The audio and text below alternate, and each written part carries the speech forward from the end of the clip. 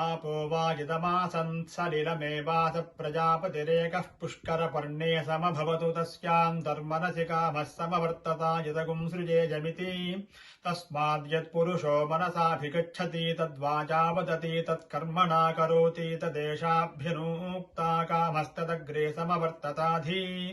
मनसोरेतः प्रथमै यदासीतो सतो बन्धुमसति निरविन्दन् हृदि प्रतीष्या कवयो मनीषेति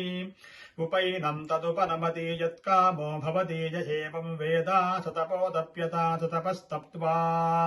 शरीरमुधूनुता तस्य जन्मागुं समासीतो ततो ऋणाः केतवो वातरशनारशयबुत तिष्ठन्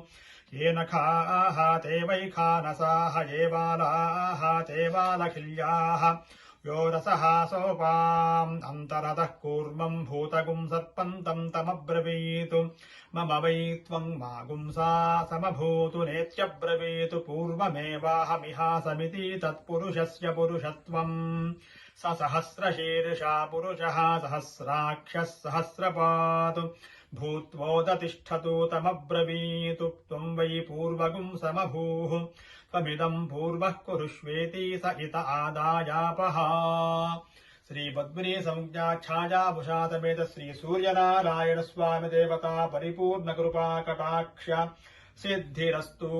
मित्र रवि सूर्य भानु खग पूष हिरण्यगर्भ मरीच्यादित्य सवित्र्यर्क भास्करेभ्यो नमो नमः। श्रीपद्मिनी संज्ञाच्छायाभुषा समेत श्री सूर्यनारायण स्वामी देवता परिपूर्ण कृपा कटाक्ष सिद्धिरस्तु। हरिः ओम्।